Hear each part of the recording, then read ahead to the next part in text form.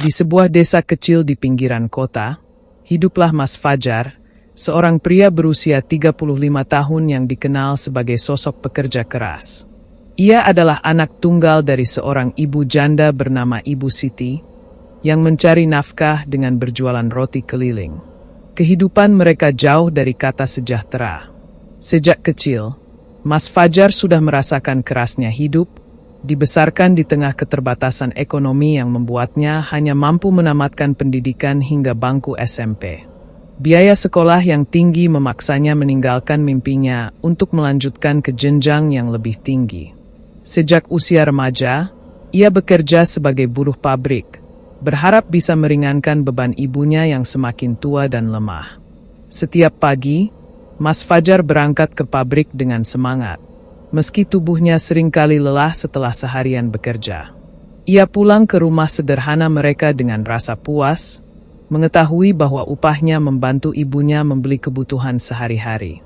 Rumah mereka, sebuah bangunan tua dengan genteng bocor dan dinding-dinding lapuk, menjadi saksi perjuangan mereka.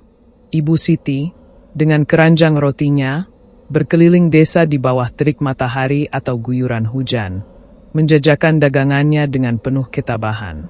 Meski tubuhnya mulai renta, ia tak pernah mengeluh, hanya berdoa agar anak semata wayangnya bisa hidup lebih baik. Selama hampir 2 dekade, Mas Fajar mengabdikan dirinya sebagai buruh pabrik. Ia menikah dengan Sari, seorang wanita sederhana yang penuh kasih, dan mereka dikaruniai 3 anak.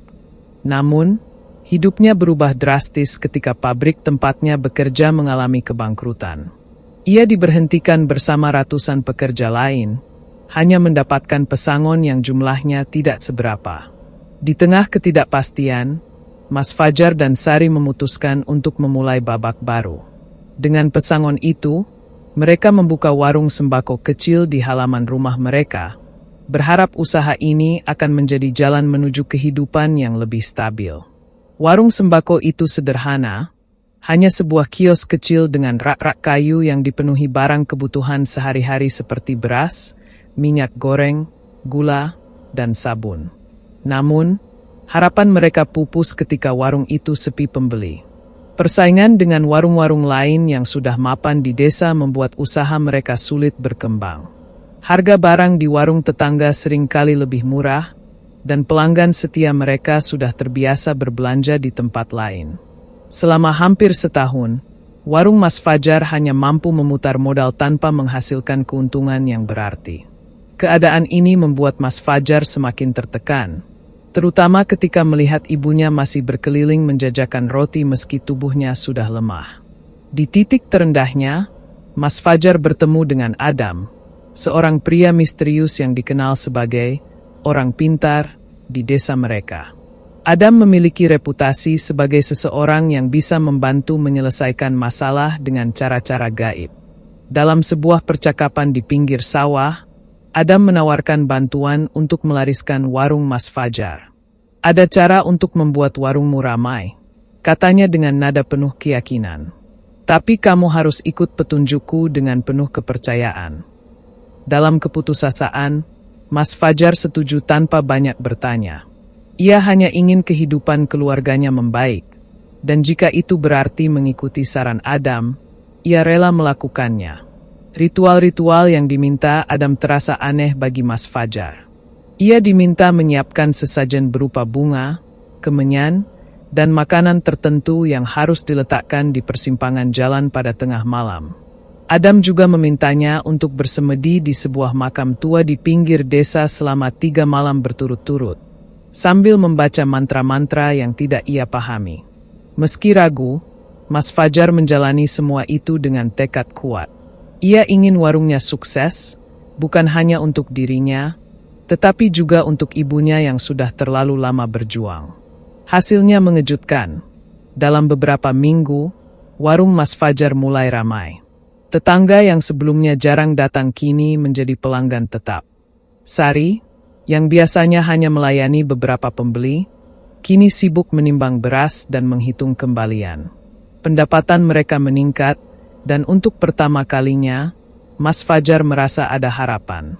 Ibunya, melihat perkembangan ini, menawarkan diri untuk membantu di warung, tetapi Mas Fajar menolak dengan lembut. "Ibu istirahat saja di rumah," katanya. "Biarkan saya dan Sari yang urus warung. Ibu sudah cukup berjuang untuk kami." Dengan air mata haru, Ibu Siti mengangguk. Akhirnya bisa berhenti menjajakan roti keliling. Keberhasilan warung terus berlanjut. Dalam beberapa bulan, Mas Fajar mampu membangun kios baru yang lebih besar di halaman rumahnya. Ia juga memulai renovasi rumah mereka, mengganti genteng yang bocor, memperbaiki dinding-dinding yang lapuk, dan menambahkan kamar baru untuk anak-anaknya. Ritual-ritual yang dianjurkan Adam terus dilakukan setiap bulan, termasuk sesajen di persimpangan jalan dan doa-doa di malam tertentu. Mas Fajar mulai mempercayai bahwa ritual-ritual ini adalah kunci kesuksesannya. Ia tidak menyadari bahwa setiap sesajen yang ia taruh, setiap mantra yang ia ucapkan, perlahan-lahan mengikatnya pada sesuatu yang jauh lebih gelap. Setahun setelah warungnya sukses, keanehan mulai muncul. Mas Fajar kerap bermimpi buruk. Dalam mimpi itu, ia melihat ibunya berteriak meminta tolong, wajahnya penuh kecemasan. "Fajar, jangan tinggalkan ibu. Tolong," teriaknya dalam kegelapan. Mimpi itu begitu nyata, membuat Mas Fajar terbangun dengan jantungan. Namun, karena ibunya tampak sehat, ia mengabaikan mimpi-mimpi itu, menganggapnya sebagai akibat dari kelelahan mengurus warung. Tetapi mimpi-mimpi itu terus berulang, semakin gelap dan mengerikan. Dalam satu mimpi, ia melihat ibunya berjalan menjauh, dan ketika ia mencoba mengejar, sebuah sosok hitam dengan kapak besar muncul, menghalangi jalannya. Sosok itu tidak berbicara, tetapi matanya yang merah menyala membuat Mas Fajar merasa kedinginan. Rasa gelisah mulai menggerogoti hatinya, tetapi kesibukan warung membuatnya sulit fokus pada kekhawatirannya. Warungnya kini mampu bersaing dengan warung-warung lain di desa. Ia bahkan bisa membeli sepeda motor baru secara tunai, sebuah pencapaian besar bagi keluarganya. Rumah mereka yang sudah direnovasi kini jauh lebih nyaman, dengan ruang tamu yang luas dan kamar-kamar yang bersih. Namun, di tengah kebahagiaan itu, kesehatan ibunya tiba-tiba memburuk. Tanpa sebab yang jelas, Ibu Siti menjadi lemah, tubuhnya seolah digerogoti oleh penyakit misterius. Mas Fajar membawanya ke dokter, tetapi tidak ada yang bisa mendiagnosis penyakitnya. Setiap hari, kondisinya semakin parah, dan Mas Fajar hanya bisa menyaksikan dengan putus asa. Dalam keputusasaan, Mas Fajar memutuskan untuk tetap menggelar syukuran atas selesainya renovasi rumah, sesuai saran Adam. Ia percaya bahwa syukuran itu akan membawa berkah dan mungkin menyembuhkan ibunya. Syukuran diadakan pada hari Jumat, dihadiri oleh tetangga dan kerabat. Mereka membaca doa bersama, dan suasana penuh harapan. Namun, malam itu, setelah tamu-tamu pulang, Ibu Siti menghembuskan napas terakhir di kamarnya. Mas Fajar hancur. Ia merasa dunia runtuh di sekitarnya. Bersama Sari dan anak-anaknya, ia mengadakan tahlil untuk mendoakan arwah ibunya, berharap ia tenang di sisi Tuhan. Kehilangan itu meninggalkan luka yang tak pernah sembuh. 6 bulan setelah kematian ibunya, warung Mas Fajar semakin ramai. Ia kini dikenal sebagai pedagang sukses di desa, bahkan dianggap sebagai orang kaya yang disegani. Banyak orang datang meminta bantuan, terutama anak yatim dan kaum miskin. Mas Fajar, yang memahami penderitaan mereka karena masa kecilnya yang sulit, selalu membantu dengan murah hati. Ia sering mengenang perjuangan ibunya, yang membesarkannya seorang diri tanpa ayah. Namun, di balik kesuksesannya, mimpi buruk kembali menghantui. Kali ini, ia melihat Sari, istrinya, ditarik ke dalam kegelapan oleh sosok tak terlihat. Setiap kali ia mencoba menyelamatkannya, ia terbangun dengan keringat dingin dan jantungan yang kencang. Kegelisahan itu mendorong Mas Fajar untuk mencari jawaban. Ia mendatangi Pak Kiai, seorang ulama terhormat di desanya yang dikenal bijaksana. Dengan suara gemetar, ia menceritakan mimpi-mimpinya dan ritual-ritual yang telah dilakukan bersama Adam. Pak Kiai mendengarkan dengan penuh perhatian, wajahnya semakin serius. "Maaf, Mas Fajar," katanya, "tetapi ada sesuatu yang ganjil dalam kisahmu. Ritual-ritual yang kamu lakukan bukanlah hal biasa. Itu adalah persekutuan dengan kekuatan gelap." Pak Kiai menjelaskan bahwa kesuksesan warungnya kemungkinan besar terkait dengan ritual-ritual yang telah mengikatnya pada iblis. Lebih mengejutkan lagi, ia mengatakan bahwa kematian ibunya mungkin adalah akibat dari perjanjian itu, sebuah tumbal yang tanpa disadari telah ia berikan. Mas Fajar terpukul. Penyesalan menyelimuti hatinya saat ia menyadari bahwa keberhasilannya dibayar dengan nyawa ibunya. Ia merasa telah mengkhianati orang yang paling dicintainya. Dengan marah dan putus asa, ia menghadapi Adam di rumahnya. "Apa yang kamu lakukan padaku?" teriaknya. "Ibu meninggal karena ritual-ritual ini." Adam, dengan wajah pucat, mengakui bahwa ritual-ritual itu memang melibatkan kekuatan gaib. Tetapi ia bersikeras bahwa Mas Fajar juga memiliki andil dalam keputusan itu. "Kamu yang memilih jalan ini," katanya. Pertemuan itu tidak membawa kelegaan, hanya menambah beban di hati Mas Fajar. Atas saran Pak Kiai, Mas Fajar mulai berusaha memutus ikatan dengan kekuatan gelap itu. Prosesnya tidak mudah. Ia harus menjalani doa-doa khusus, puasa panjang, dan memohon ampun atas dosa-dosanya. Pak Kiai juga memintanya untuk menghentikan semua ritual yang dianjurkan Adam dan membuang semua sesajen yang masih tersimpan. Setiap malam, Mas Fajar berdoa dengan air mata, memohon pengampunan untuk dirinya dan keselamatan untuk keluarganya.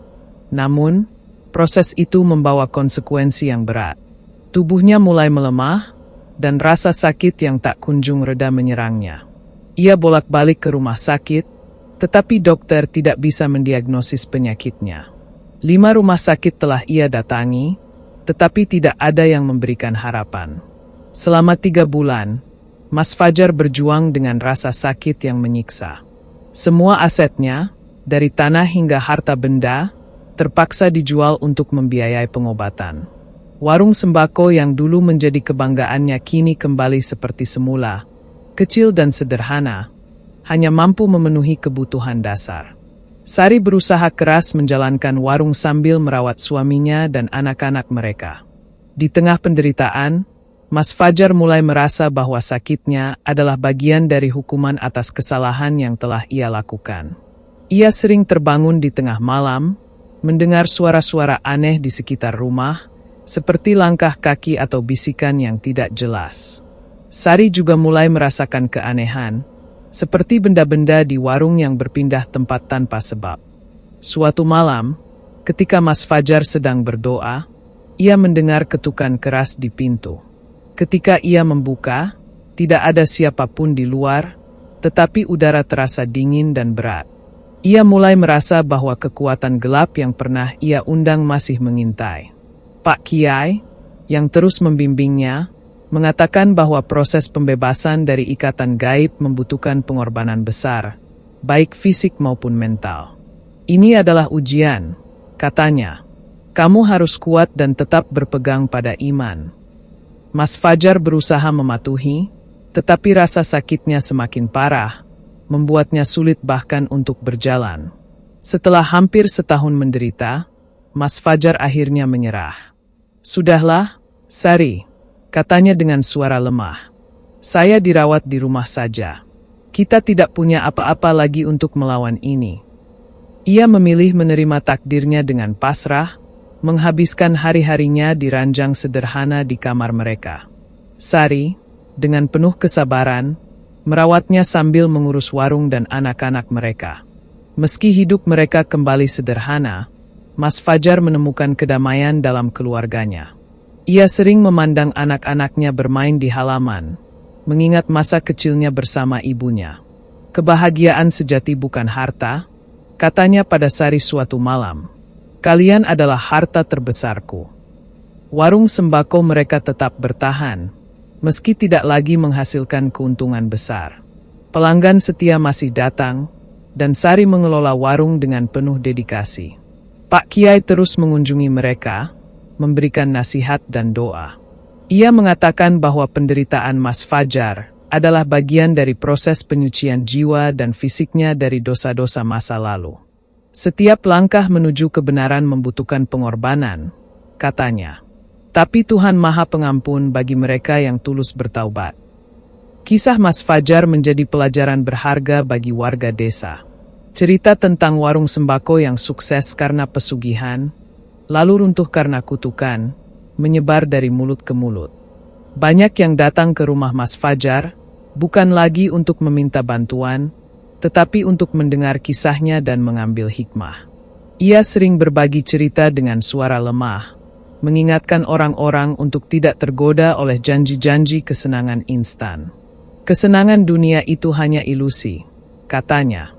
Jangan sampai kalian kehilangan orang yang kalian cintai hanya untuk harta yang sementara. Meski tubuhnya semakin lemah, Mas Fajar merasa damai. Ia tahu bahwa proses pembebasan dari ikatan gelap tidak mudah, tetapi ia percaya bahwa imannya telah menyelamatkan jiwanya. Warung sembako kecil itu tetap berdiri, menjadi simbol perjuangan dan penebusan dosa. Sari dan anak-anaknya terus menjalani hidup dengan sederhana, tetapi penuh cinta. Mereka belajar bahwa kebahagiaan sejati tidak diukur dari harta, tetapi dari kebersamaan dan keimanan yang kuat. Kisah ini adalah pengingat bagi kita semua. Godaan duniawi sering datang dalam wujud yang menggiurkan, menjanjikan kekayaan dan kesuksesan instan. Namun, di balik itu, ada harga yang harus dibayar, kadang-kadang dengan nyawa orang yang paling kita sayangi. Persekutuan dengan kekuatan gelap mungkin membawa keuntungan sementara, tetapi hukumannya, baik di dunia maupun di akhirat, jauh lebih berat daripada yang bisa kita bayangkan. Semoga kisah Mas Fajar menginspirasi kita untuk tetap berpegang pada jalan yang lurus, menghindari godaan sesat, dan mencari kebahagiaan sejati dalam iman dan kasih sayang.